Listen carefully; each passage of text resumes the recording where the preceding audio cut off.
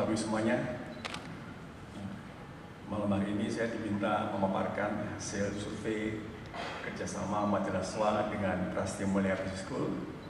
Jadi kalau kita lihat sejarahnya, di mana selama 4 tahun terakhir ini banyak konsultan dunia melakukan survei seperti EY misalnya dengan the DNA of CFO, kemudian Deloitte misalnya dengan Shifting CFO Gear, kemudian Accenture juga dengan The Future of Finance Leader. Sepertinya Majalah SWA nggak mau ketinggalan. Dia setiap tahun selalu melakukan satu survei tentang CFO di Indonesia. Dan terima kasih kepada Majalah SWA yang telah menggandeng Prasetya Mulia untuk selalu melakukan survei ini. Nah, pada malam hari ini adalah survei yang keempat tahun 2013. Dalam perjalanan panjang ini kita memilih satu tema yang namanya adalah formulasi strategi keuangan perusahaan. Mengapa seperti ini? Alasannya adalah semua orang tadi sudah pada sepakat, semua pihak sepakat bahwa peran CFO tidak lagi bicara tentang hal-hal yang teknis, tapi sudah bisa menjadi peran strategik mewakili atau tangan kanannya CEO. Nah, kita ingin coba bagaimana mereka merancang sebuah strategi untuk perusahaan. Sehingga pada tahun ini kita melakukan satu survei dengan tema formulasi strategi keuangan perspektif dari CFO Indonesia. Tujuannya satu, untuk mengeksplorasi strategi pertumbuhan perusahaan di Indonesia, kemudian mencari lingkungan eksternal keputusan keuangan, kemudian mengeksplorasi kesiapan perusahaan untuk menghadapi tantangan eksternal. Kemudian baru kita memilih strategi keuangannya seperti apa. Jadi rupanya setelah kita temukan cara berpikir CFO dalam membuat strategi menggunakan seperti halnya tradisional matrix SWOT analysis. Apa opportunity, apa threat, apa strength, kemudian digabungkan pilih sebuah strategi yang terbaik untuk perusahaannya.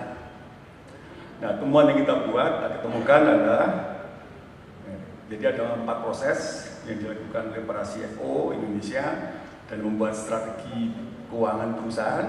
Satu adalah dia menentukan dulu apa strategi pertumbuhan perusahaan. Nah, ternyata ditemukan bahwa strategi pertumbuhan perusahaan ini banyak yang dipakai, masih menggunakan produk market matrix sebagai pilihan mereka untuk tumbuh. Kedua, kemudian mereka mengidentifikasi lingkungan eksternal keputusan keuangan perusahaan. Jadi lingkungan eksternal atas keputusan investasinya seperti apa mereka lakukan. Kemudian lingkungan eksternal untuk keputusan pendanaannya seperti apa, kemudian lingkungan eksternal untuk keputusan operasional. Setelah itu mereka coba mengidentifikasi kekuatan dan kelemahan daripada perusahaan itu sendiri yang disebut dengan kesiapan perusahaan menghadapi tantangan lingkungan eksternal. Kemudian baru mereka melakukan satu penentuan strategi keuangan perusahaannya apa yang terbaik. Bersamaan itu mereka melakukan alokasi sumber daya yang diperlukan. Ini yang ditemukan. Nah, kita lihat dalam segi pertumbuhan perusahaan, ternyata pertumbuhan perusahaan merupakan syarat kelangsungan hidup perusahaan. Semua kita tahu, tapi juga kita tahu bahwa tumbuh perusahaan tidak selalu menghasilkan sebuah kesuksesan. Ada yang tumbuh malah semakin hancur.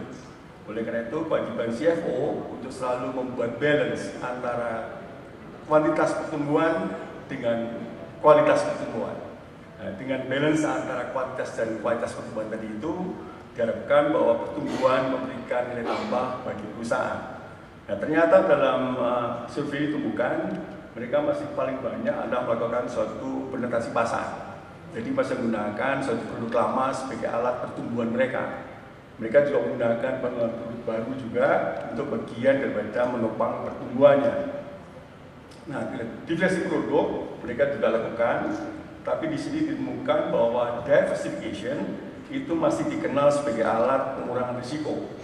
Masih sedikit yang mengatakan bahwa diversifikasi selain mengurangi risiko juga sebagai alat untuk pertumbuhan. Ini yang dilakukan. Kemudian berikutnya kita lihat adalah lingkungan eksternal keputusan investasi. Setelah kita mengetahui dari pertumbuhan perusahaan, mereka mencoba merancang keputusan investasinya. Ternyata di sini banyak lingkungan eksternal di luar kontrol perusahaan yang berpengaruh positif maupun negatif terhadap keputusan investasi.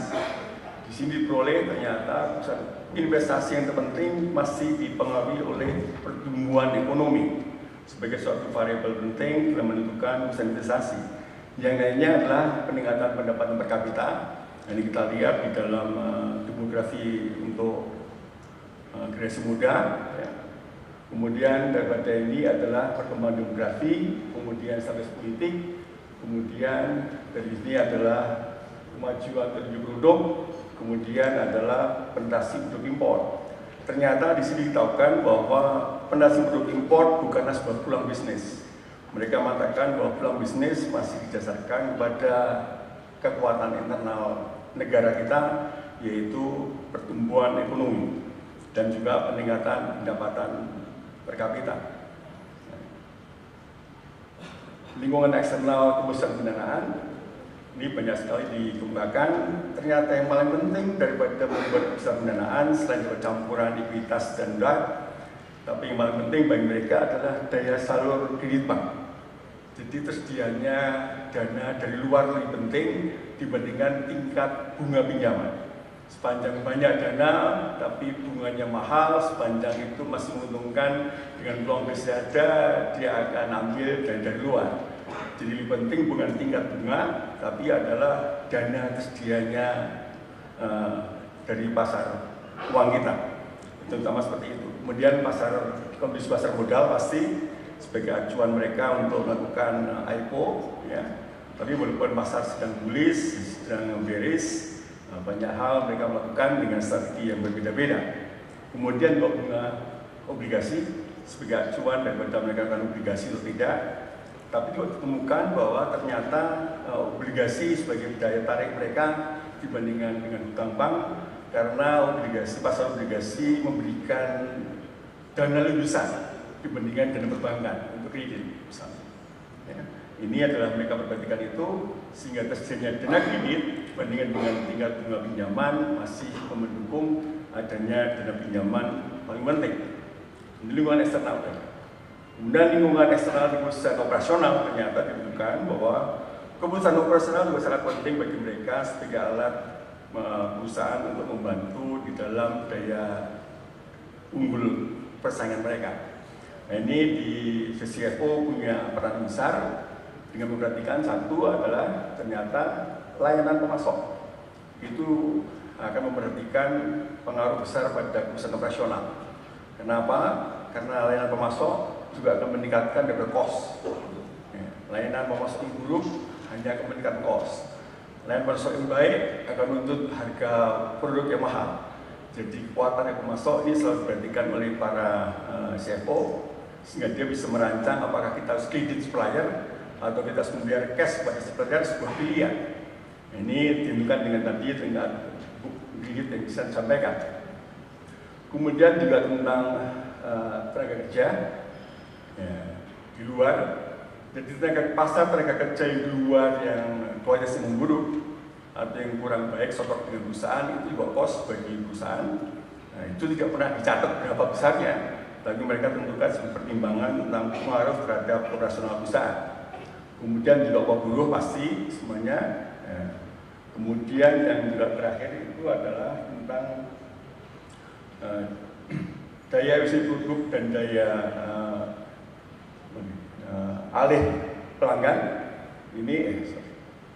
Jadi daya alih kos di alih pelanggan ini merupakan kos juga yang diperhatikan dan coba dimonitor oleh CFO berapa kos yang harus kita keluarkan kalau pelanggan kita tidak loyal, atau berapa kos yang harus kita keluarkan untuk mempertahankan loyalitas pelanggan.